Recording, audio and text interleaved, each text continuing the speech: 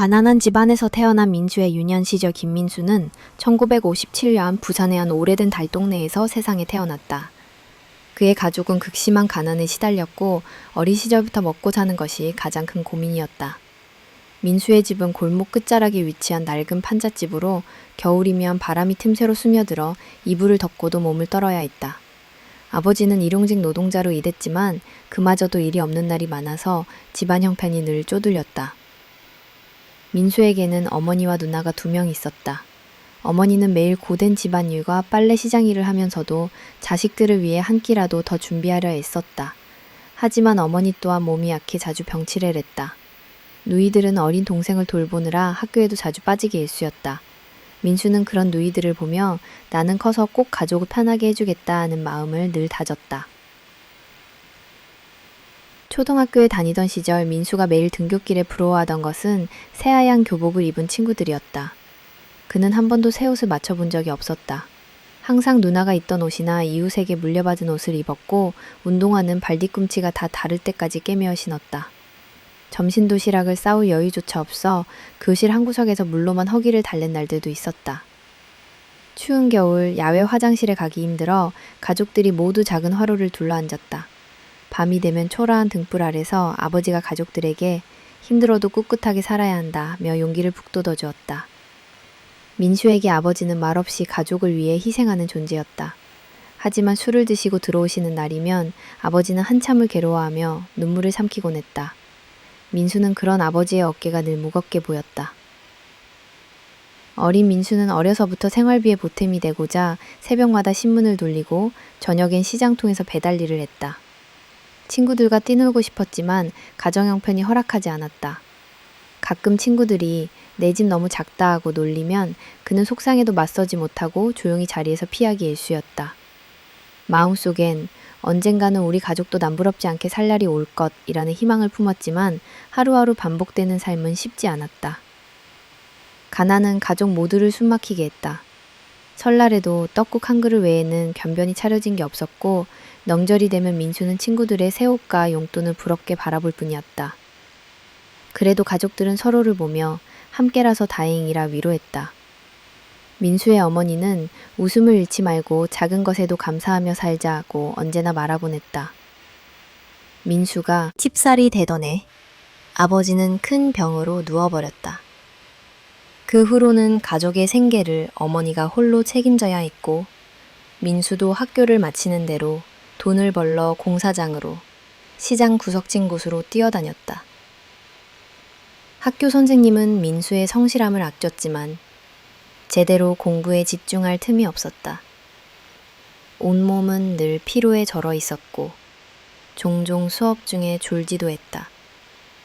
밤이면 집에 돌아와서 동생들과 어머니가 좁은 방 어귀에 둘러앉아 라디오에서 흘러나오는 노래를 들으며 소박하게 위로받았다.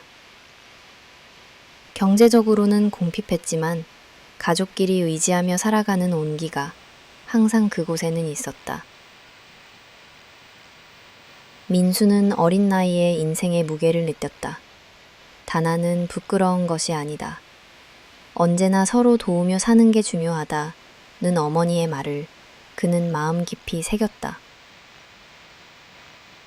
민수가 초등학교를 졸업할 무렵 집안은 더욱 힘들어졌다. 중학교 진학은 꿈도 꿀 수 없게 되었고 민수는 더 이상 집안의 짐이 되지 않으려고 배를 골아가며 일자리를 알아보기 시작했다. 학교를 그만둘 때 크고 작은 후회와 아쉬움이 남았다. 자신보다 공부를 잘하던 친구들이 정규과정을 밟는 모습을 부러움과 슬픔이 교차하며 바라볼 수밖에 없었다. 하지만 민수는 끝내 포기하지 않았다.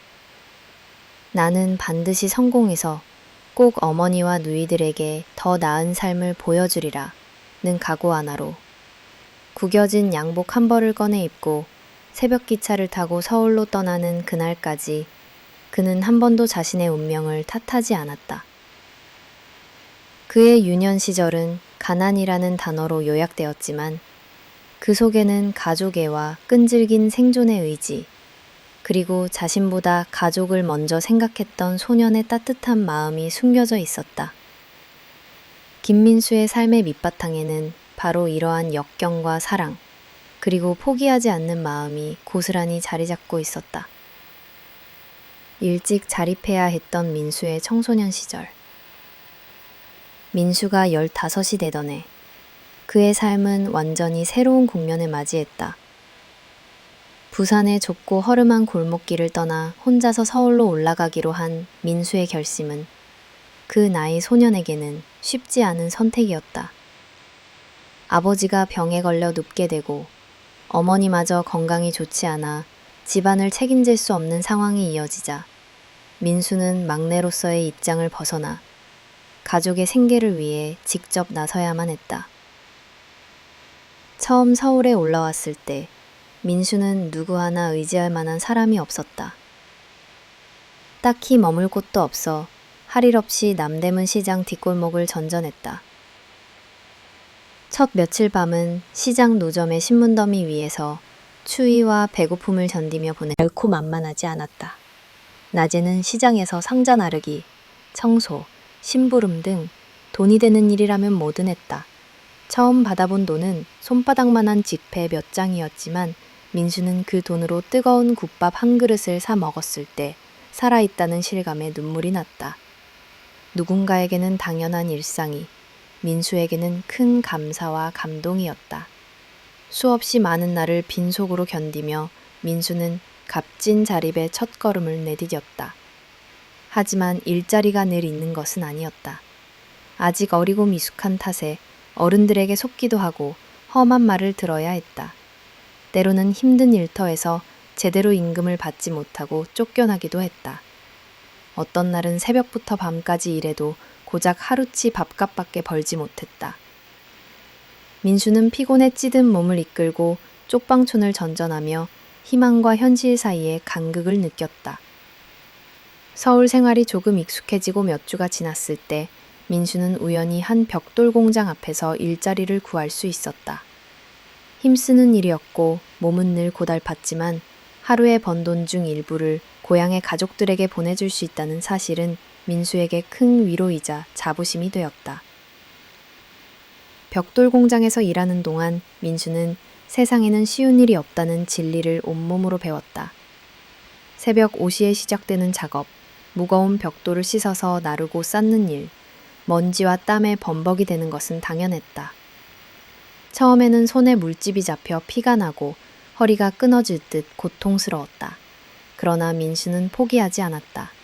일 끝나고 다른 아르바이트를 찾기도 했고 퇴근 후에는 스스로 밥을 해먹고 옷을 빨았다. 고된 하루 끝에 외로움이 몰려올 때 민수는 가족을 떠올리며 마음을 다잡았다. 매달 고향으로 보내는 봉투를 준비할 때마다 그렇게라도 가족을 도울 수 있음에 뿌듯함을 느꼈다. 비록 15의 나이에 맞지 않게 세상에 맞서야 했지만 민수는 그 과정 속에서 책임감과 독립심을 키워나갔다. 어느덧 계절이 바뀌고 겨울이 다가오자 민수는 더 따뜻한 거처를 얻기 위해 친구들과 공동생활을 시작했다. 쪽방촌에서 만난 몇몇 또래들과 방 한 칸을 나누어 월세를 내고 서로 어울리며 의지했다. 이들과의 인연은 가족과도 같았다. 각자 부모, 형제에게 벌어들인 돈을 모아 보내고 남은 돈으로 함께 밥을 해먹었다. 비록 가난했지만 서로 의지하며 서울살이의 서러움을 함께 이겨냈다.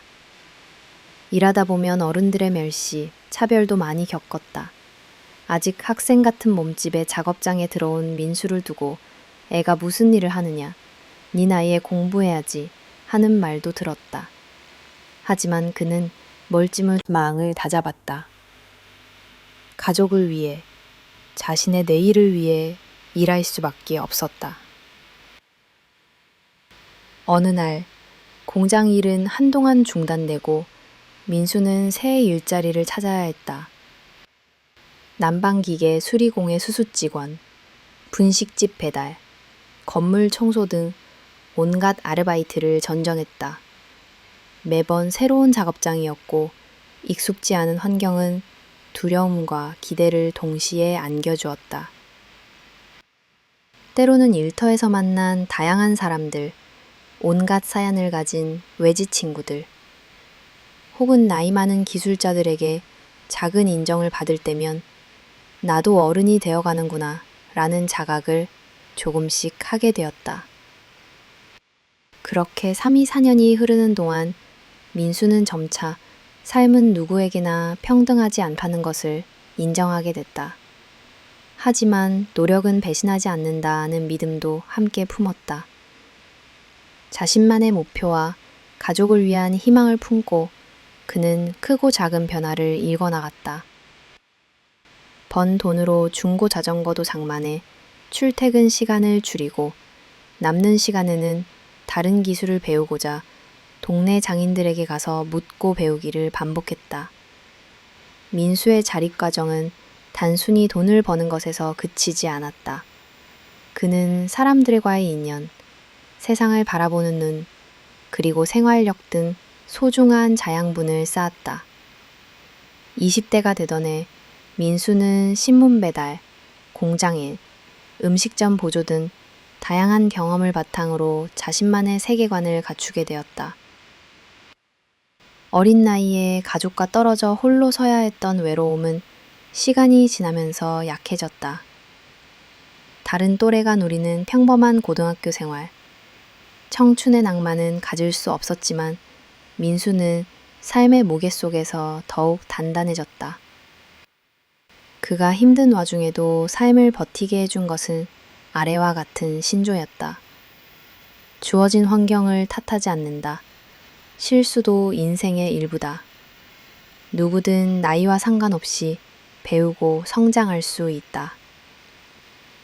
민수는 이러한 마음으로 하루하루를 인내하며 스스로를 격려했다. 한편 가끔 고향에 내려갈 때마다 그는 자신이 해냈다는 자부심, 그리고 아직 멀었다는 책임감을 동시에 느꼈다. 가족에게 더 많은 것을 해주고 싶어 밤낮 없이 일했고 세상과의 고독한 싸움 속에서도 옅은 미소로 가족의 곁에 머물렀다. 결국 민수는 어린 시절의 험난한 자립 경험을 통해 세상을 보는 눈, 인내와 배려, 책임감을 배우게 됐다. 그는 이러한 신념을 평생 가슴에 품고 언제나 자신의 힘으로 삶을 헤쳐나가자는 다짐을 굳게 했다. 어려움 속에서도 좌절하지 않고 언제나 내일을 꿈꾸고 어린 시절부터 배움에 대한 간절함이 있었다. 하지만 가난한 집안 형편 때문인지 그의 꿈은 어릴 적부터 항상 현실의 벽 앞에서 꺾이곤 했다. 초등학교에 입학할 때만 해도 학교 건물 앞에서 새하얀 도복을 입고 활짝 웃던 친구들의 모습이 너무 부러웠다. 그는 늘 누나의 헌옷에 기워 입고 작은 가방에 겨우 몇 자루 연필과 낡은 공책 몇 권만을 넣고 학교에 다녔다. 하루 한 끼를 겨우 먹고 살아가던 시절이었지만 학교에서만큼은 밝게 웃으려 애썼다. 학용품을 살 돈이 없어 동네 골목에서 버려진 연필을 주워 사용하거나 선생님께서 나눠주신 연습장을 소중히 아껴 썼다. 다른 아이들이 컬러펜이나 예쁜 필통을 자랑할 때마다 민수는 그 물건들의 화려함에 한참을 바라보곤 했다. 그러나 곧 그는 마음을 다잡고 교과서의 작은 글자 하나하나에 집중하려 애썼다. 집에 돌아오면 책상도 따로 없이 식탁 한 기퉁이에서 숙제를 했다. 늦은 밤 어머니가 병든 몸을 이끌고 잠든 사이 희미한 촛불 아래서 홀로 외웠던 구구단표와 한자 암기가 지금도 기억에 남는다. 하지만 공부보다 더 시급한 것은 가족의 생계를 위한 노동이었다. 저녁이면 시장 심부름, 신문 배달, 혹은 때로는 벽돌을 나르는 일 등 자잘한 아르바이트를 해야 했다. 초등학교 4학년 즈음, 민수는 이미 또래보다 몸과 마음이 훨씬 성숙해져 있었다. 일과 학업을 병행하느라 만성 피로에 시달렸고 자주 결석하거나 조퇴하는 일이 잦았다. 학교 선생님은 자신을 걱정해 늘 민수야, 집안이 힘들어도 꼭 학교는 다녀야 해. 배움이 네 미래를 바꿀 수 있을 거야 라고 말씀하셨지만 현실은 그렇게 녹록지 않았다. 5학년이 되던 해, 한겨울 추위와 배고픔이 더해지면서 민수는 수업에 집중할 수 없게 되었다. 머릿속에는 항상 오늘은 어떻게 돈을 벌지? 저녁에 가족이 먹을 밥은 어떻게 마련하지? 등의 고민이 가득했다. 때로는 수업 중에 조용히 교실 밖으로 나가 눈물을 훔치기도 했다. 마음속 깊은 곳에서는 나도 제대로 공부하고 싶다는 간절한 소망이 피어올랐지만 그 소망은 점점 더 멀어져만 갔다. 이윽고 졸업을 앞두고 민수는 중학교 진학을 포기해야만 했다. 등록금과 교복비, 참고서 살 돈이 부족했기 때문이다. 같은 반 친구들이 입학식 다니며 꿈을 키웠을 텐데 나는 생각이 자꾸만 머리를 떠나지 않았다. 학교를 그만둔 이후에도 민수는 책과 노트를 손에서 완전히 놓지는 않았다. 쉬는 날이면 책방 앞을 맴돌다 남이 버린 낡은 참고서를 주워와 밤새 읽었다. 읽는 속도도 느리고 모르는 단어가 많았지만 그마저도 소중하고 감사했다. 어른이 되어 공장에서 일할 때도 쉬는 시간에는 신문 한 장이라도 구해 읽으려고 했었다. 동료들이 그런 책이 있는 게 무슨 소용이냐며 핀잔을 줄 때도 민수는 꿋꿋이 자신의 배움에 대한 갈증을 채웠다. 가끔은 자격증 시험을 준비하거나 통신교육을 신청하고 싶다는 생각도 했지만 그 모든 것이 경제적 한계와 바쁜 노동 앞에서 쉽게 좌절되고 말았다. 젊은 시절 그는 학력이 벽이 되어 인생의 중요한 순간마다 자신의 가로막는 것을 절실히 체감했다. 취직을 할 때나 사업을 하는 지인들과 대화를 나눌 때마다 자신이 배움에서 뒤처졌다는 자격지심과 위축감을 느꼈다. 그래도 민수는 포기하지 않았다. 밤늦은 시간 자기 전에는 항상 짧은 일기라도 써보려 노력했고 새로운 단어를 배울 때마다 작은 수첩에 적어두는 습관도 들였다. 타고난 긍정적인 성격 덕분에 조금 늦더라도 언젠가는 내 배움이 쌓여 의미 있는 결과를 가져다 줄 것이라는 믿음을 잃지 않았다. 나이가 들어 택시기사 일을 시작하면서 그는 손님들과의 대화를 통해 많은 것을 배웠다. 다양한 연령대와 직업의 손님들이 들려주는 세상의 이야기는 그에게 간접적인 책이 되어주었다. 누군가는 자신이 대학 교수라며 학창 시절 이야기와 인생 조언을 해주기도 했고 또 누군가는 책에서 본 문구를 들려주기도 했다. 민수는 매번 손님들과의 만남을 통해 새로운 것을 배우고 깨닫곤 했다. 민수에게 배움이란 언제나 부족하지만 멈추지 않고 나아가야 하는 길이었다. 비록 정규학교 교육은 초등학교까지만 받았지만 그는 현실을 받아들이고 스스로 끊임없이 배움을 추구했다.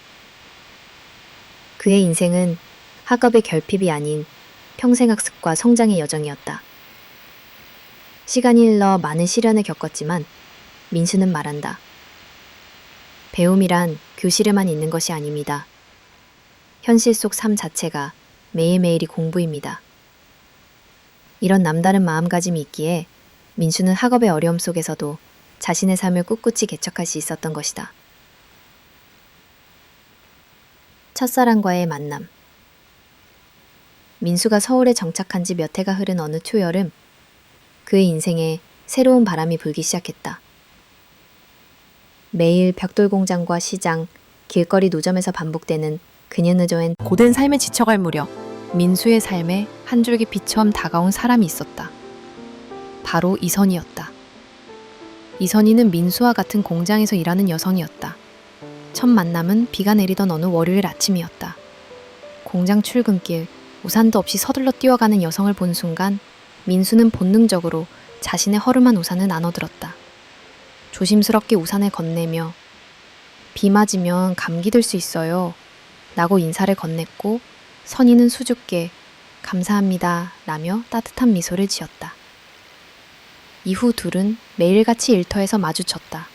별다른 말 한마디 없었지만 지쳐 쓰러질 것 같은 상황에서도 서로를 응시하며 힘을 얻었다.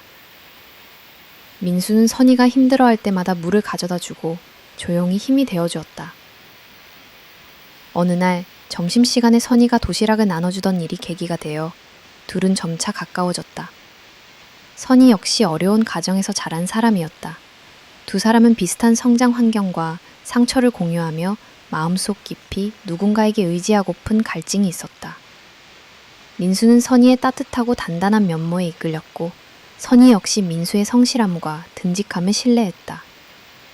아주 소박한 데이트가 이어졌다. 월급날이면 둘은 저녁 식사로 값싼 김치찌개나 분식집 떡볶이, 한강 둔치에서 마시는 캔커피 한 잔이 전부였다.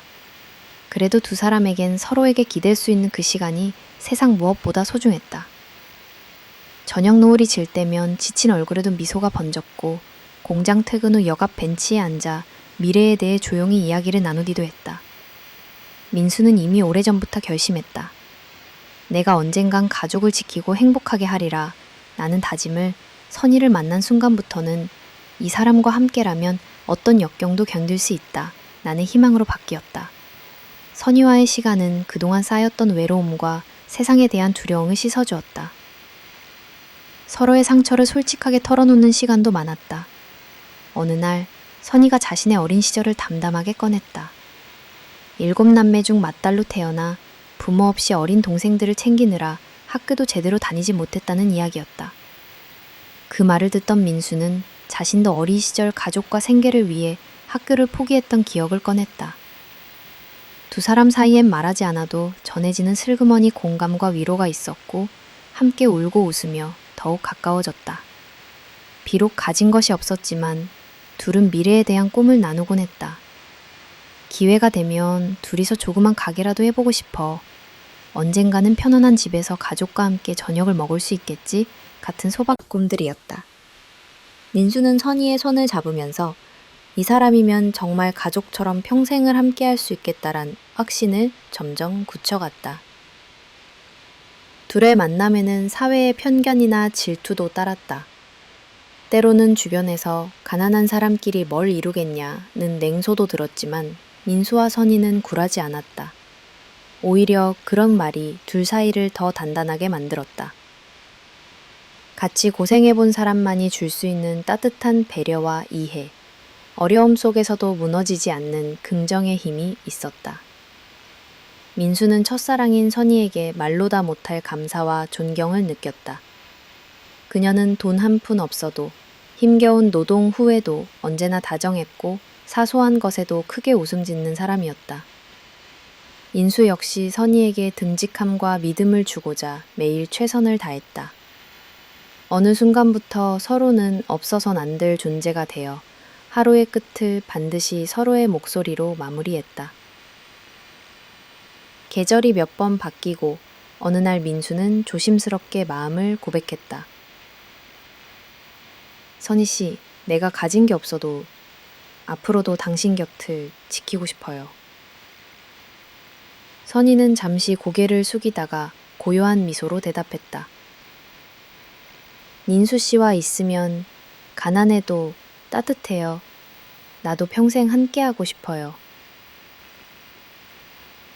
처음으로 마음속 깊은 곳에 행복이라는 감정이 솟았다. 그래서일까 민수는 선희와 함께 자신이 가진 상처마저 축복이라 느끼게 되었다. 세상에 오직 둘만이 있는 것처럼 부디 이 행복이 오래 이어지길 바랐다. 이렇게 미래가 불투명하고 가진 것 하나 없는 청춘이었지만 사랑이란 감정만큼은 누구보다 진실했다. 두 사람의 첫사랑은 세상의 편견과 빈곤에도 꺾이지 않았고 서로에게 삶의 용기와 위로, 그리고 현실을 견딜 수 있는 힘이 되어주었다. 민수는 후에 회상한다. 가장 힘들었던 시절 선희를 만난 것은 내 인생이 준 가장 큰 선물이었다. 사랑은 우리를 살아있게 했고 힘들어도 다시 일어설 이유를 만들어 주었다. 이렇게 민수와 선희의 첫사랑은 어려웠던 청춘을 빛나게 해준 유일한 희망이자 두 사람의 인생을 바꾼 가장 소중한 추억이었던 것이다. 소박한 결혼 몇 해의 사랑이 축적되고 서로의 부족함을 온전히 받아들일 수 있다는 확신이 들던 어느 날, 민수는 조심스럽게 선희에게 프로포즈를 했다. 고급 레스토랑도 화려한 꽃다발도 없었다. 공장 근처의 작고 허름한 분식집 귀퉁이에서 민수가 진심 어린 눈빛으로 말했다. 내겐 집도 돈도 보석도 없지만 평생 당신의 손을 잡고 함께 살아가고 싶어. 선희는 고개를 끄덕이며 약속하지 않아도 서로의 곁에 있겠다는 한마디면 충분했다. 결혼 준비 과정도 간소하고 담백했다. 마련한 결혼 예산은 서로 모은 월급에 얼마 안 되는 돈이었다. 친구들에게 웨딩드레스를 빌렸고 턱시도 대신 깨끗한 흰 와이셔츠와 검정 바지를 준비했다. 예식장 대신 동네 교회 지하실을 빌려 최대한 검소하게 준비를 마쳤다. 결혼식장 한 켠에는 선희가 직접 만든 작은 조화가 놓였고 소박한 손편지와 사진 몇 장이 장식품의 전부였다. 하객은 양가 가족과 친한 친구 몇 명에 불과했다. 예식 당일 화려한 예물 교환도 멋진 축가도 없었다. 단지 사람들 앞에서 천천히 사랑을 서약하고 서로의 눈을 맞추며 작은 미소를 지었다. 주변에서는 힘든 형편에도 결혼하다니 대단하다는 말도 있었지만 두 사람에게는 남의 시선보다 지금 이 순간이 더 소중했다. 결혼식이 끝난 뒤 신혼여행도 꿈꿀 수 없었다. 둘은 그저 근처 공원에서 손을 잡고 산책을 하며 소박한 미래를 설계했다. 선희는 그 자리에서 조용히 속삭였다. 우리에게 웨딩드레스나 예식장이 없어도 지금이 내 인생 가장 행복한 순간 같아요. 민수는 그 말을 듣고 가슴이 벅차 올랐다.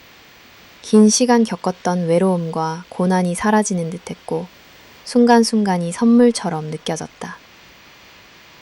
결혼 후 둘은 작은 반지하 방에서 결혼 생활을 시작했다. 창문 사이로 들어오는 햇살 한 줄기에도 낡은 가구 한쪽에도 두근거리는 설레임이 스며 있었다. 집 한켠에는 작은 밥솥, 오래된 전기주전자, 그리고 선희가 장만한 저렴한 나무 탁자가 전부였다. 하지만 매일 아침 서로를 깨우는 것만으로도 두 사람은 세상을 다 가진 듯 행복했다. 집안 살림 역시 넉넉하진 않았다. 퇴근 후 둘이 함께 신문 광고를 펼쳐놓고 마트 세일 정보를 확인했다. 시장에 가면 신선한 재료보단 할인을 많이 받은 야채와 고기를 고르는 법부터 배웠다. 선희는 창고에서 구한 빈 병에 꽃을 꽂아 작은 꽃꽂이로 만들고 벽 한쪽엔 둘이 찍은 흑백 사진과 손글씨 편지를 붙였다. 저녁이면 낡은 라디오에서 흘러나오는 노래를 들으며 같은 반찬이어도 따뜻한 밥 한 그릇을 나눠 먹었다. 민수는 매일같이 오늘도 고생 많았지 라며 선희의 어깨를 다독였고 선희는 당신이 있어 든든해 고마워요 라고 속삭였다. 평범한 일상에서 서로를 위로하고 아닐까 라고 토로했다. 그러나 싸움 지는 듯 진심 어린 대화가 기다렸다. 서로 기대고 살아가는 것, 그게 부부 아닐까? 맞아, 우린 이번에도 충분히 잘하고 있어. 두 사람은 서로의 부족함을 다독이며 한 걸음 더 가까워졌다. 작은 방 안에서 피어나는 소박한 꿈도 있었다. 언젠가는 넓은 집으로 이사 가자. 쉬는 날에 바다 여행 한번 해보자. 같은 희망이었다. 빚진 것이 있거나 가진 것이 부족해도 두 사람은 내일을 함께여서 견딜 수 있었다. 결혼 1주년이 다가오던 날, 민수와 선희는 특별한 이벤트 대신 서로에게 자필 편지를 한 장씩 건넸다. 편지 속에는 당신과의 아침이 항상 반갑고 내일도 함께여서 든든하다는 소박한 믿음이 가득했다. 가끔 주변에서는 가난한 결혼이어도 괜찮냐는 질문이나 걱정 섞인 눈길을 보냈다. 하지만 민수와 선희는 한결같이 함께라서 괜찮다고 대답했다. 세상의 기준이나 남들의 잣대보다 서로의 믿음이야말로 진정한 삶의 기반임을 두 사람은 느꼈다. 결혼 후 변화된 일상은 늘 고단했다. 하지만 어둡던 골목길을 함께 걷고 힘겨운 새벽 출근길조차 서로에게 힘을 주는 응원이 되어주었다. 특별한 일이 없어도 둘이 마주보고 있는 그 자체만으로도 충분했다. 민수와 선희는 가난의 한복판에서 가장 소박한 결혼식을 치렀지만 그 소박함 속에서 진심과 사랑, 희망과 감사의 의미를 온몸으로 깨달았다. 그들의 하루하루는 작은 것에도 감사하는 법, 서로를 더 존중하는 마음, 그리고 미래에 대한 믿음을 심어주었다. 이렇게 소박한 결혼은 그들의 진짜 시작이었고 두 사람의 일상이 바로 가장 아름다운 서약이자 사랑의 증거가 되었다. 연이은 불행 결혼 후 얼마 지나지 않아 민수와 선희의 소박한 행복은 뜻밖의 그림자에 덮이기 시작했다. 두 사람은 아무리 힘들어도 서로 손을 놓지 않겠다고 다짐했지만 인생은 언제나 그 약속을 시험하듯 연이은 시련을 던져주었다. 어느 날 선희의 몸에 심상치 않은 변화가 찾아왔다. 항상 밝게 웃고 온종일 바쁜 아내가 일상 속 흔한 피곤함이 아니라는 걸 민수는 곧 알아차렸다. 선희는 밤마다 기침을 하고 식욕도 점차 사라졌다. 가벼운 감기겠거니 하던 마음은 1주일, 2주일이 지나도록 나아지지 않았고 결국 민수는 선희를 근처 구의원에 데려갔다. 검사 결과는 예상보다 심각했다. 선희에게 폐렴과 함께 만성질환이 겹쳐 있다는 진단이었다. 하며 병실에서 대기하던 그 긴담. 선희는 병상에 누워서도 미소를 잃지 않았지만 그녀의 눈빛 속 아픔과 두려움은 쉽게 숨겨지지 않았다. 민수는 매일 병원에 출퇴근하며 병간호와 일, 집안 살림까지 홀로 해내야 했다. 아침 새벽 첫 차를 탄 후 공장 일을 끝내자마자 곧장 병실로 향했고 밤에는 조용히 집에 돌아와 선희가 없는 침대에 외로이 누웠다. 병원비는 걷잡을 수 없이 불어나기 시작했다. 민수와 선희는 모아둔 적금, 생활비까지 탈탈 털었지만 들어오는 돈보다 나가는 돈이 더 많았다. 민수는 점점 더 많은 일거리를 찾기 시작했다. 낮에는 공장, 밤에는 음식점 배달, 가끔 주말이면 공사장 일용직까지 뛰었다. 지칠 대로 지치고 손등에는 굳은 살과 상처가 번갈아 생겼다. 그의 유일한 이로는 퇴근 후 병실에서 선희의 손을 꼭 잡을 수 있다는 사실뿐이었다. 하지만 경제적인 압박과 심리적 고통은 두 사람 모두를 조금씩 잠식하기 시작했다. 병원 생활이 길어지자 선희는 자신이 민수에게 짐이 되는 것 같아 마음이 무거워졌다. 당신 덕분에 미안해, 민수 씨. 그녀가 속삭일 때마다 민수는 강하게 손을 잡으며 우린 부부잖아. 누구든 아플 수 있어. 이런 시간도 함께 견뎌내는 게 진짜 사랑이야. 라고 다독였다. 그러나 밤이 오면 민수도 몰래 눈물을 삼켰다. 가난과 외로움보다 더 무거운 시련 앞에서 신체의 피로와 함께 마음마저 눌려갔다. 이 시기 부부가 의지하던 주변 사람들의 태도도 달라지기 시작했다. 처음엔 병문안을 오던 친구와 친척들도 시간이 길어질수록 한두 명씩 발길을 끊었다. 사소한 오해와 가족들의 못마땅한 시선이 더해지면서 민수는 홀로 책임져야 한다는 부담감을 더욱 크게 느꼈다. 다정했던 이웃도 어느새 걱정 어린 말로 이렇게 버티다간 당신도 쓰러진다 하고 조언했다. 그러나 민수에게는 물러서거나 다른 선택지가 있을 수 없었다. 더 큰 문제는 불안정한 일자리였다. 병간호로 인해 결근이 잦아지자 계약직 신분이었던 민수는 결국 해고 통보를 받았다. 새 일자리를 구하겠다고 동분서주했지만 경력이 부족하고 고정된 출퇴근이 어려운 그는 쉽게 받아주는 곳을 찾기 힘들었다. 월세와 생활비, 병원비까지 밀려들었고 결국 몇 달치 월세가 연체돼 집주인에게 쫓겨날 위기까지 몰렸다. 그 와중에도 민수와 선희는 서로에 대한 따뜻함을 잃지 않으려 노력했다. 병실 창가에 앉아 오래된 사과 하나를 나눠 먹기도 하고 투병 중인 선희는 민수에게 직접 손편지를 써주며 힘들 땐 손을 놓지 마 기운을 북돋았다. 돌아보면 그 짧은 편지와 눈맞춤 하나가 하루를 버티는 원동력이었다. 연이은 불운과 상실 속에서 두 사람은 그 어느 때보다 단단해져 갔다.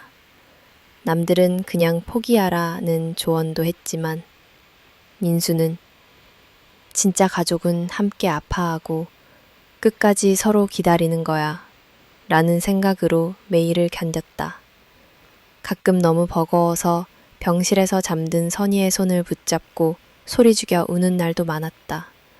가족이라는 끈끈함, 사랑이라는 약속이 아니었다면 이미 모든 걸 놓아버렸을지도 모른다. 연속되는 불행은 비단 경제적, 신체적 고난만이 아니었다. 민수의 마음엔 자신감과 자존감마저 깎이고 아내를 더 잘 돌보지 못한 건 아닌가 하는 끝없는 죄책감마저 들기 시작했다. 결혼 초의 희망찬 눈빛은 점차 그늘지고 남모를 두려움에 흔들렸다. 그러나 그렇게 힘겨운 시간을 함께 견디어낸 경험이 후일 민수의 인생 전체에 고귀한 흔적으로 남게 된다. 시간이 지나도 병세가 나아지지 않자 선희는 장기간 입원 끝에 퇴원해 집에서 투병하는 상황이 이어졌다. 민수는 가사와 병간호, 돈을 벌기 위한 삶의 분투 속에서 자신마저 서서히 메말라감을 느꼈지만 선희의 마지막 미소와 따뜻한 눈맞춤은 결국 그 어떤 불행도 잠시나마 잊게 해주었다. 요약하면 민수와 선희의 결혼 초기는 영화처럼 아름다운 서사의 끝이 아니었다. 오히려 현실은 상상 이상으로 험난하고 혹독했으며 끝없는 불행에 맞서 서로의 온기와 의지로 하루하루를 이겨내야 했던 시간의 연속이었다. 하지만 이 연이은 시련 속에서 두 사람은 단순한 부부보다 한 인생으로 깊게 엮인 존재가 되어갔다. 요약하면은 끈끈함, 큰 상실, 매서운 초겨울 바람이 창틀을 두드리던 어느 날 민수는 세상에서 가장 소중했던 존재를 잃고 말았다. 긴 병상을 견디던 선희는 조용히 그리고 마지막까지 미소를 머금은 채 민수의 곁을 떠났다. 민수에게 그 순간은 시간이 멈추는 듯한 충격과 공허함으로 다가왔다.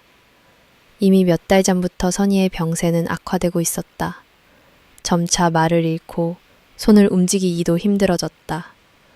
민수는 하루 중 몇 번이고 선희의 얼굴을 들여다보며 혹시라도 숨결이 멈췄을까 끊임없이 확인했다. 때로는 선희의 고요한 호흡소리조차 희미할 만큼 방안은 적막했다. 이별이 가까워질수록 민수는 애써 평상심을 유지하려 했지만 불현듯 밀려드는 두려움과 슬픔을 감출 수 없었다. 집안 구석구석에는 선희의 흔적이 깃들어 있었다. 창문 아래 작은 화분, 물건들을 어루만지며 매일같이 묵묵히 시간을 보냈다. 마지막 날 아침, 선희는 조용히 민수의 손을 쥐었다. 흔들리는 눈빛 속에 담긴 수많은 말들을 대신해 힘겹게 미소를 보였다. 그레쿠, 고마웠어. 내 인생에 와줘서. 짧고 낮은 목소리 속엔 이별의 아픔과 변하지 않는 사랑과 그리고 홀로 남을 민수에 대한 걱정이 모두 담겨 있었다. 민수는 떨리는 손으로 선희의 머릿결을 쓰다듬으며 엉엉 울었다. 선희의 사망 이후 집안은 더욱 깊은 정적에 휩싸였다. 민수는 빈 침대, 허전하게 남은 옷걸이, 사용하지 않은 식기류 앞에서 매번 주저앉았다. 여러 날 동안 아무런 말도 식사도 하지 못한 채 무력하게 창밖 풍경만 바라보곤 했다. 하루하루가 길고 고통스러웠으며 밤이면 선희가 곁에 돌아올 것만 같아 다시금 몸을 일으키다 혼자라는 현실에 붙잡혔다. 장례식도 조용하게 진행되었다. 얼마 남지 않은 가족과 드문드문 찾은 오래된 친구들이 조의를 표했다. 민수는 마지막 가는 길마저 제대로 챙겨주지 못했다는 죄책감에 시달렸다. 조금만 더 잘해줬더라면, 더 자주 웃게 해줬더라면. 끝없는 자책과 슬픔이 그를 덮쳤다. 장례가 끝난 후 민수에게는 견딜 수 없는 공허가 남았다. 매일 저녁마다 선희의 이름을 불러보지만 대답 없는 정막만 맴돌았다. 이따금 선희가 병상에서 써내려간 작은 메모들을 꺼내 읽으며 또다시 눈물을 삼켰다. 삐뚤하지만 따스했던 글씨. 언젠가 봄이 오면 두 사람처럼 환히 웃자. 나는 마지막 인사가 가슴을 파고들었다. 상실은 단지 한 사람의 부재가 아니었다. 민수에게 그것은 삶 자체의 무게를 감당할 수 없게 만드는 절망이었다. 그는 일상생활에도 전혀 흥미를 느끼지 못했다. 직장에도 나가지 않고 친구들이 보내는 연락에도 응답하지 않았다. 세상으로부터 철저히 단절된 채 자신만의 어둠에 갇혀버린 것이다. 민수의 내면에는 지독한 상실감과 더불어 두려움, 죄책감이 차례로 밀려왔다. 누군가는 시간이 지나면 괜찮아질 거야 라고 했지만 고통은 쉽사리 옅어지지 않았다. 월세가 오르고 생활고는 더욱 심해졌지만 민수는 아무런 의욕도 생기지 않았다. 우울과 무력감이 쌓인 나날 민수는 밖으로 나가는 것조차 버거웠다. 이따금 혼자 선희의 무덤을 찾았다. 그 앞에서 그는 속삭였다. 너 없는 세상에 난 여전히 익숙하지 않아. 무엇을 해야 할지도 모르겠어. 그냥 거기선 부디 아프지 않았으면 해. 시간이 어느 정도 흐른 뒤에도 똑같았다. 아침에 눈을 뜨면 가장 먼저 선희가 어디에 있을까? 만나면 무슨 이야기를 하고 싶을까? 라는 생각뿐이었다. 방안을 걸을 때마다 선희와 나눴던 대화, 함께한 시간들이 떠올라 자연스레 눈물이 흐르는 날이 많았다. 어느 날 우연히 옷장 구석에서 선희가 생전에 아껴뒀던 흰 목도리를 발견했다. 그 순간 민수는 가슴속에 꽁꽁 묻어뒀던 애틋함과 영원히 헤어질 수밖에 없었던 현실을 다시금 절절하게 마주하게 됐다. 누군가는 긴 시간의 슬픔 끝에 조금씩 일상을 회복한다지만 민수는 오랜 세월 자신만의 슬픔을 품고 살아갈 수밖에 없었다. 사람들은 그에게 새로운 인연, 새로운 희망을 이야기했지만 그는 스스로 살아가는 이유를 찾기 힘들었다.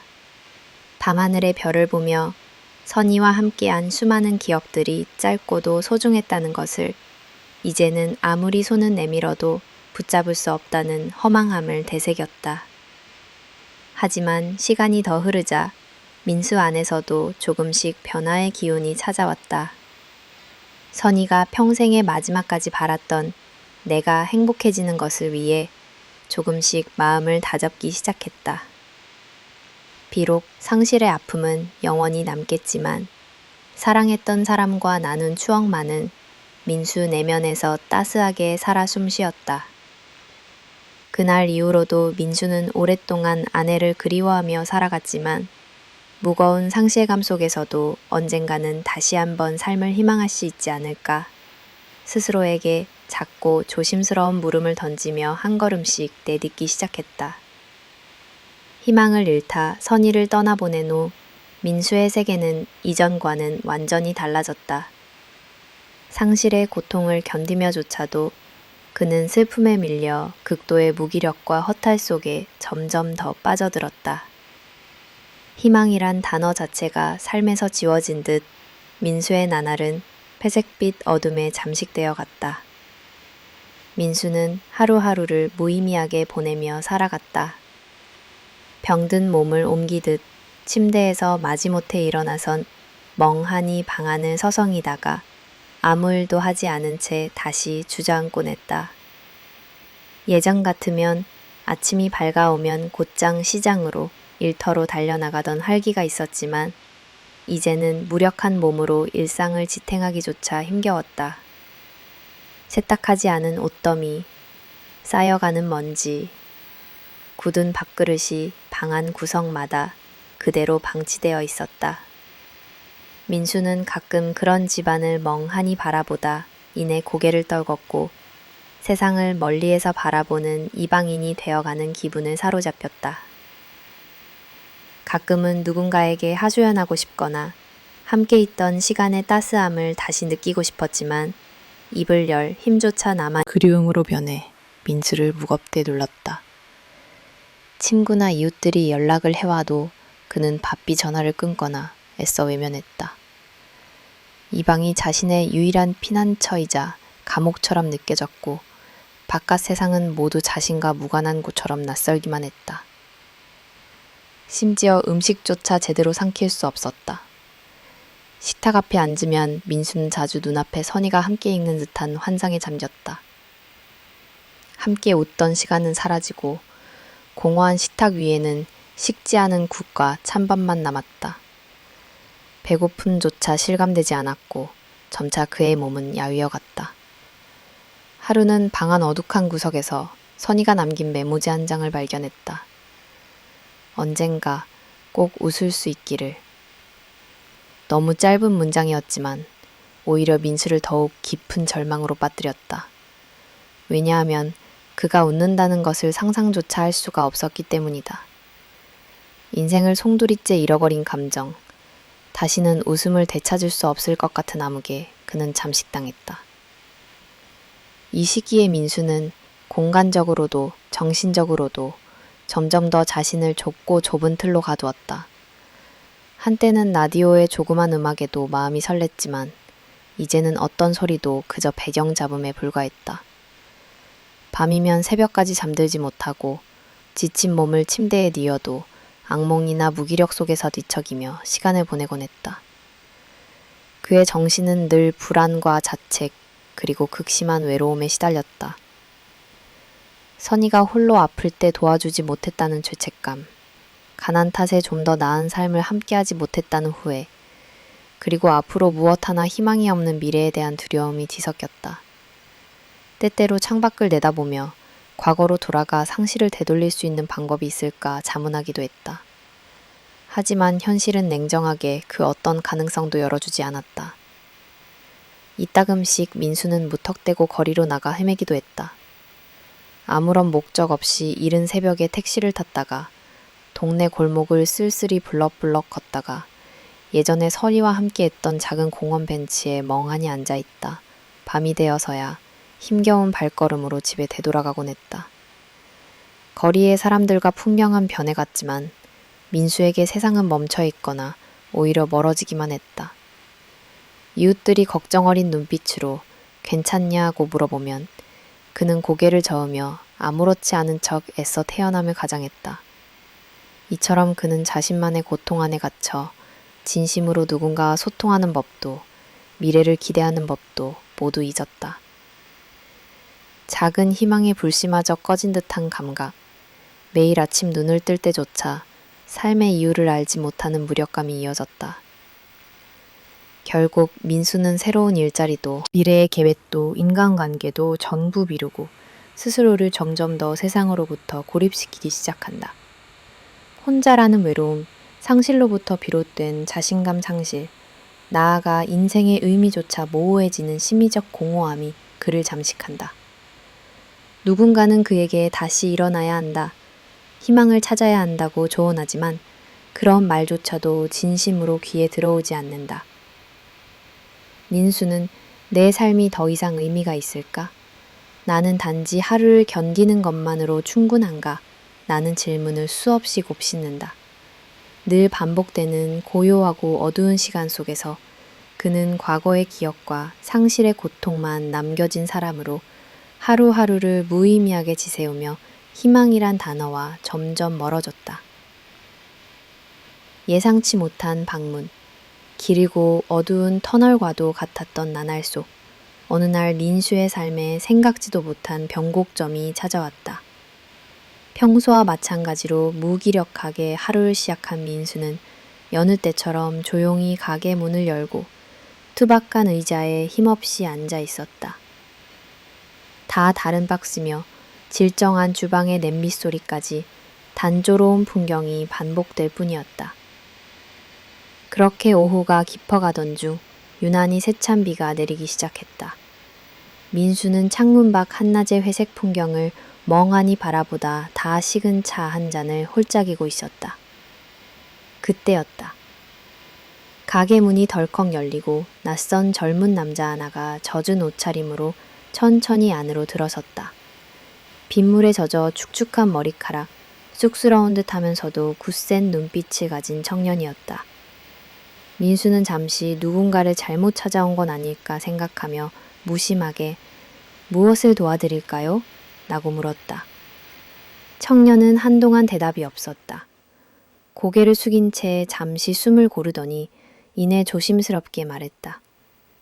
혹시 김민수 사장님 맞으신가요? 갑작스러운 질문에 민수는 자신도 모르게 경계심을 드러냈다. 이 동네에서 자신을 이름까지 부르며 오는 이는 드물었고 최근엔 거의 없었기 때문이다. 이상하다고 생각했지만 무심히 내가 민수인데? 라고 반응했다. 청년은 손에 꼭 쥐고 있던 작은 가방을 내려놓으며 다시 입을 열었다. 저는 이주연이라고 합니다.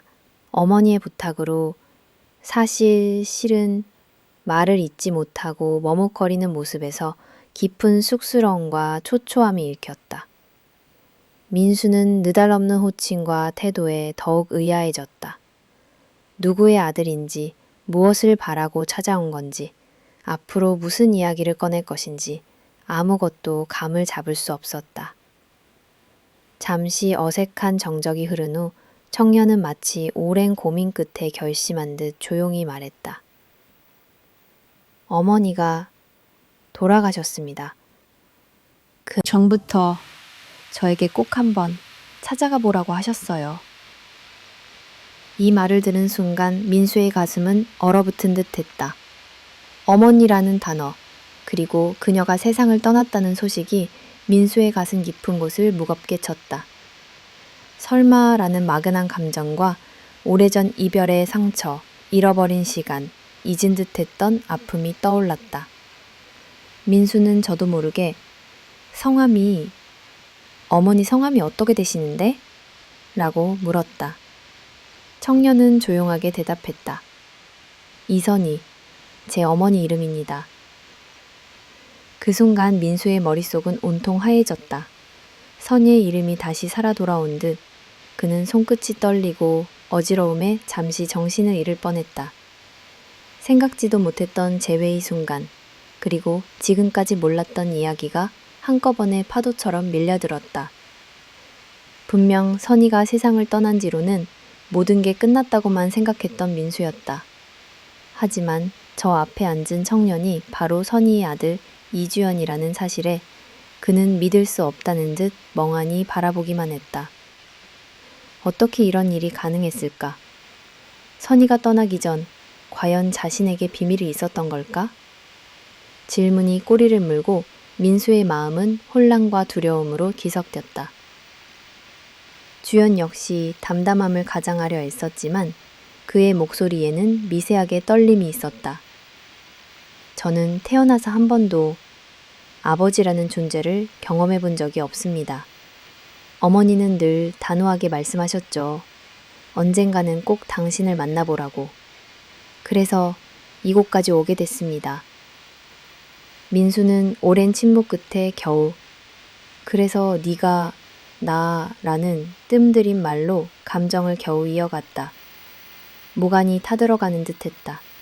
주연은 고개를 끄덕이며 애써 미소를 지었다. 민수는 이 상황을 어떻게 받아들여야 할지 몰랐다. 기쁨이라 하기에는 혼란이 컸고 당혹스러움과 오래전 상처에서 비롯된 두려움, 그리고 설명할 수 없는 희망의 싹이 조심스럽게 피어오르는 것도 느껴졌다. 둘은 말없이 몇 분을 함께 앉았다. 가게 안에는 빗방울만이 창문을 두드리는 소리, 그리고 조심스러운 숨소리만 맴돌았다. 때때로 눈길이 마주쳤다가 서로 피하며 괜히 손가락끝만 만지작거렸다. 주연이 편지 한 장을 조심스레 내밀었다. 어머니가 항상 간직하신 편지예요. 직접 읽어보세요. 민수는 덜덜 떨리는 손으로 그 편지를 받아 펼쳐 읽었다. 익숙한, 그리고 한편으론 잊고 싶었던 선의의 필체가 빼곡했다. 편지에는 오래전의 오해, 헤어졌던 사연, 그리고 주연이라는 소중한 존재에 관한 고백, 그리고 언제가 되든 민수에게 아들을 꼭 전하고 싶었던 간절함이 담겼다.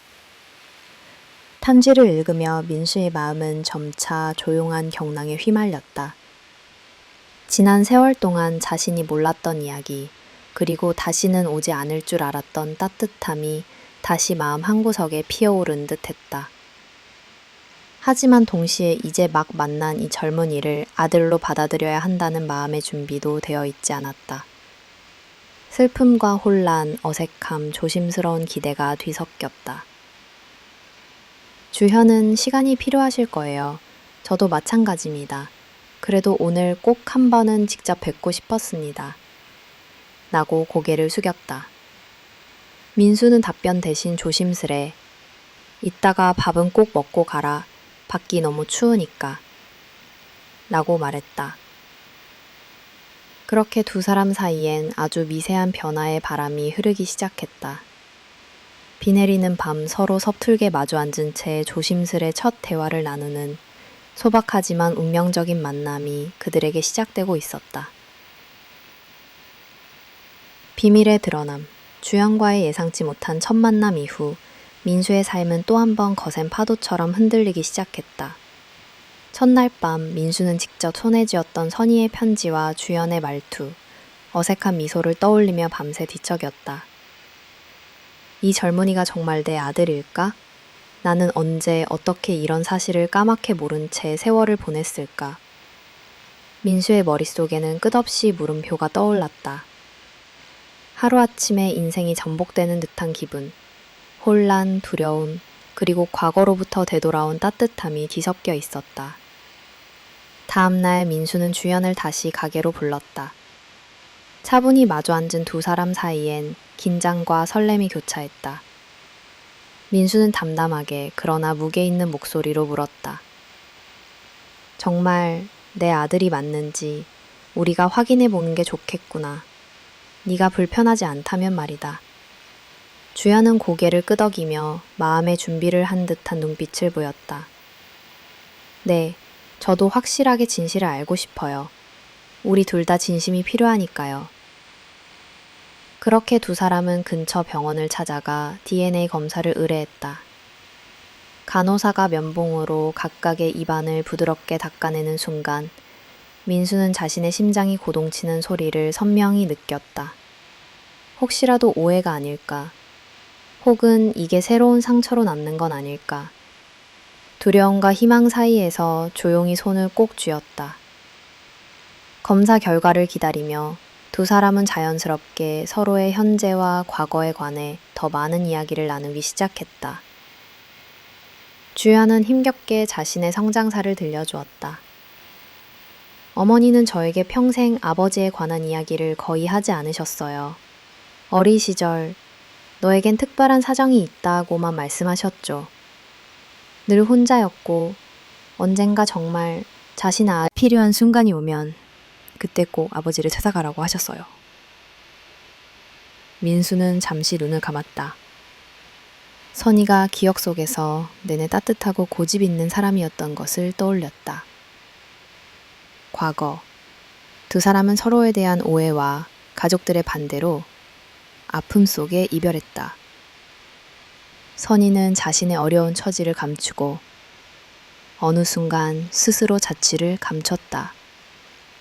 그때 민수는 모든 걸 잃은 듯 절망했고 선희 역시 본인의 짐이 되고 싶지 않아 숨죽인 채 아이를 키웠던 것이다. 서툴지만 정직한 대화는 닫혀있던 마음의 문을 천천히 열었다. 주연은 어머니가 남긴 칸지 외에도 어릴 적부터 간직해온 사진 몇 장을 보여주었다. 사진 속의 선희는 모성의 어린 미소로 갓난아기 주연을 품고 있었다. 민수는 그 순간 가슴이 뻐근해졌다. 자신이 미처 알지 못했던 시간, 아버지로서 책임지지 못했던 세월이 한꺼번에 떠올랐다. 며칠 후, 두 사람은 병원을 다시 찾았다. 간호사가 건네준 봉투를 봉인된 채로 마주 앉아 천천히 열었다. 민수는 손끝으로 봉투를 뜯으며 인생에서 가장 긴장되고 간절한 순간을 맡았다. 그 안엔 부자, 관계가 99.999% 확실하다는 검사 결과가 쓰여 있었다. 순간 민수는 모든 신경이 무너져 내리는 듯 했다. 기쁨만이 아니었다. 죄책감, 놀라움, 사랑, 후회. 수없이 복잡한 감정들이 밀려와 한참 말을 잇지 못했다. 주연은 담담하게 미소 지었지만 이내 두 눈이 촉촉해졌다. 민수는 떨리는 목소리로 이렇게 내 앞에 와줘서 정말 고맙다. 라고 말했다. 주연도 그제야. 이제 세상에 혼자 남은 기분이 아니라서 다행이에요. 라고 답했다. DNA 결과만큼이나 두 사람의 대화와 눈빛은 더욱 큰 진실을 확인시켜 주었다. 이제야 지난날의 얼룩진 오해와 상처가 하나둘 해소되는 듯 했다. 이후 민수는 선희의 마지막 선택과 오랜 침묵을 더욱 깊이 이해하게 됐다. 그녀가 왜 힘겹게 혼자 아들과 살아가면서도 끝까지 민수와 다시 연결되길 바랐는지에 대한 마음이 전해졌다. 이 진실의 발견은 단순한 비밀의 해명이 아니었다.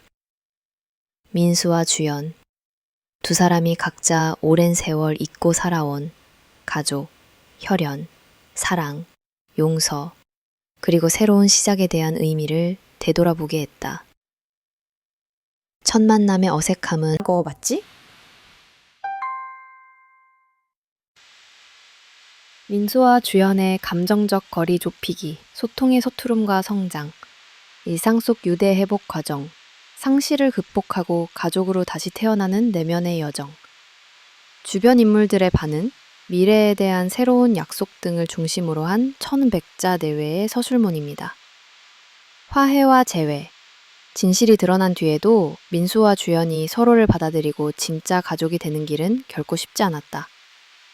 오랫동안 각자의 외로움 속에 살아왔던 두 사람은 같은 공간에 있어도 처음엔 어색했고 마음의 벽은 쉽게 허물어지지 않았다.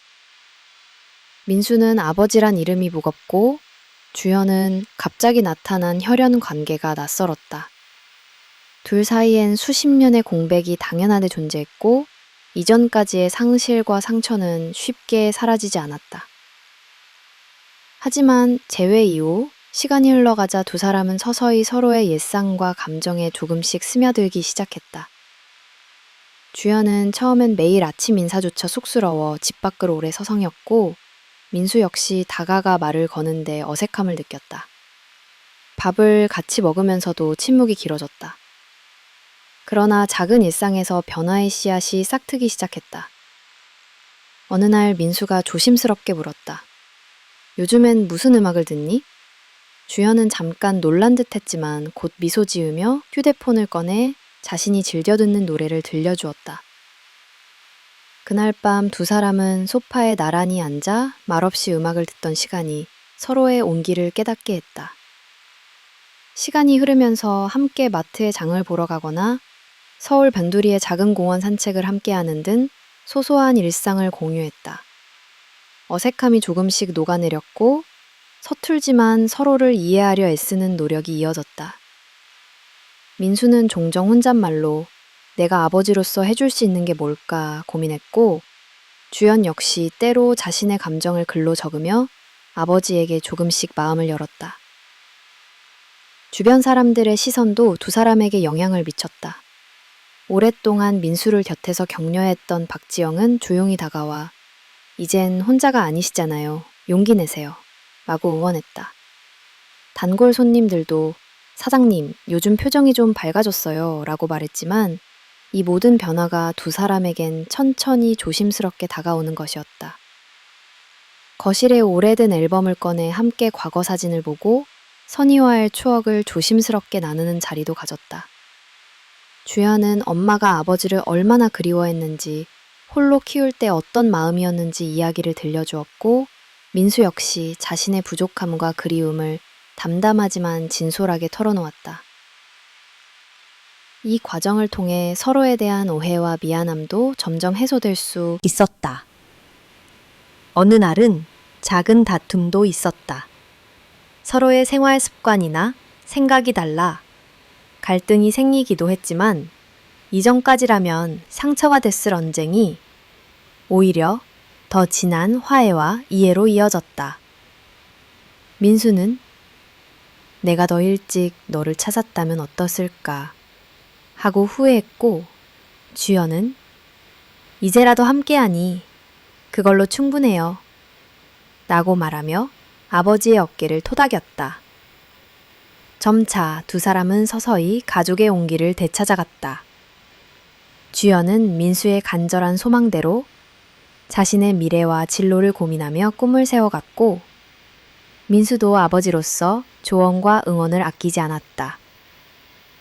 함께 식사를 준비하고 저녁 무렵에는 둘이 나란히 앉아 소박하게 삶을 이야기하는 풍경이 일상이 되었다. 계절이 바뀌고 새싹이 돋아나는 봄날, 민수와 주연은 선희의 묘를 찾아 나란히 섰다. 민수는 이젠 우리 둘이 함께 살아가고 있다 고 다짐처럼 속삭였고, 주연 역시 고개를 끄덕였다. 그 순간 두 사람은 비로소 상실과 아픔을 넘어 서로에게 진심으로 기대고 기댈 수 있는 새로운 가족이 되었다. 화해와 재회는 단순한 혈연 확인이 아니라 오랜 상처를 이해하고 받아들이는 내적 성장과 변화의 여정이었다. 민수와 주연은 이제 같은 삶을 살아가는 진정한 부자가 되었고, 상실의 어둠 너머에서 희망과 연대의 빛을 함께 발견해 나가고 있었다. 새롭게 정착한 일상. 민수와 주연의 내면적 충만함. 가족이라는 삶의 의미. 사소한 희로애락과 후회, 그리고 평온. 과거와 현재, 미래를 포괄하는 서술 등에 초점을 맞춰 서술하였습니다. 늦게 찾아온 행복. 민수는 이제 인천 외곽의 소박한 아파트에서 주연과 함께 사는 평범하지만 소중한 일상을 맞이한다. 오랜 상실과 고독, 죄책감의 시간 끝에 그는 가족이라는 한마디 속에서 삶의 의미를 다시 발견했다. 새벽이면 창밖으로 쏟아지는 햇살과 새소리가 집안 가득 번진다. 민수는 부엌에서 따뜻한 국을 끓이며 잠에서 채 깨지 않은 주연에게 조용히 아침 먹자고 부른다. 메마르고 각진 목소리였던 민수의 소리가 이제는 한결 누그러진다. 식탁에는 작은 반찬과 함께 두 사람의 환한 미소가 피어난다. 과거엔 생각지도 못했던 풍경이었다. 민수는 한동안 주변과 자신 모두에 마음을 닫았었다. 그러나 지금 주연의 존재는 그간의 공허함을 메워준다. 두 사람은 아침이면 출근하는 동네 사람들에게 인사를 건네지으며 아버지 덕분에 저도 많이 변했어요 라고 답한다. 미주는 일주일에 몇 번은 동네 작은 도서관에서 책을 읽고 주연은 새로 시작한 직장에서 분주하게 하루를 보낸다. 저녁이면 둘이 작은 시장에 들러 장을 보고 집으로 돌아와 함께 저녁을 만든다. 간단한 찌개에 김치, 생선구이지만 그 속에는 가족의 사랑이 배어준다. 서로의 존재만으로 든든한 위안과 용기가 되는 것이다. 민수는 가끔씩 밤마다 창밖을 바라보고 과거를 회상한다. 선희와의 추억, 가난했던 시절, 거듭된 이별과 후회의 나날이 주마등처럼 떠오르지만 이내 현재의 온기가 그 아픔을 감싸준다. 지금 이 순간이 가장 소중하다는 사실을 이전에는 몰랐기에 그는 하루하루를 더욱 진심으로 살아가려 애쓴다. 주연도 마찬가지였다. 처음엔 어색하고 멀게만 느껴졌던 아버지와의 동거였으나 서로의 습관을 이해하고 서로에게 마음을 열면서 점차 깊은 신뢰와 유대가 쌓여갔다. 주연은 민수와 나눈 소박한 대화, 함께한 식사, 평범한 저녁마저 소중한 추억으로 간직한다. 가끔은 두 사람 사이에 어색한 침묵이 흐르기도 한다. 서로의 상처는 완전히 아물지 않았기에 때로는 불쑥 과거에 대한 미안함이나 아쉬움이 마음을 흔든다. 그러나 이젠 그 감정조차 자연스럽게 나누며 서로를 이해하려 한다. 민수는 늦게나마 나에게 가족이 생겨서 다행이다. 그게 다 너 덕분이야. 라고 말하고 주연은 저야말로 아버지가 있어 세상이 덜 외로워요. 라고 답한다. 선희의 부재는 여전히 두 사람의 삶 한 곳에 남아있다. 그러나 그녀와의 추억을 이야기하며 민수와 주연은 그 빈자리를 사랑과 감사로 채워가고 있다. 가끔은 선희의 묘지를 함께 찾기도 한다. 민수는 반드시 묘 앞에서 이제는 우리 둘이 네모까지 살겠다며 속삭이고 주연도 조용히 꽃을 놓으며 어머니의 평안을 빈다. 동네 이웃들은 새로 이사온 부자가 점점 밝아지는 모습을 흐뭇하게 바라본다. 마을 잔치에 함께 얼굴을 내미는 모습, 가게에서 서로 도시락을 싸는 모습, 눈을 맞추며 장난스럽게 웃는 모습이 주변에 온기를 더한다. 민수에게 늦게 찾아온 행복은 보통의 일상, 다정한 인사, 작은 걱정과 소소한 웃음 속에 깃들어 있었다. 그는 이제 더 이상 자신의 삶을 원망하지 않는다. 불행과 상실, 외로움이 삶의 전부였던 시절과는 달리 민수는 하루하루를 감사와 기쁨으로 채워간다. 비록 늦게 찾아온 행복이지만 남은 시간 동안 이 소중함을 2배, 3배로 아끼겠다고 마음속에 다짐한다. 가끔 이시와 민수는 주연과 창밖을 바라보며 긴 침묵에 잠긴다. 그리고는 인생이란 결국 누구와 어떤 시간을 보내느냐가 전부야 라고 이야기한다. 주연 역시 아버지가 곁에 있어 아버지의 아들로 살 수 있어서 참 다행이에요 라고 진심을 전한다. 두 사람은 서로를 바라보며 오랜 고통과 아픔의 시간이 헛되지 않았음을 새삼 깨닫는다. 늦게 찾아온 이 소박하고 진실한 행복은 두 사람이 앞으로 마주할 어떤 어둠 속에서도 서로를 지켜줄 커다란 빛이 되었다.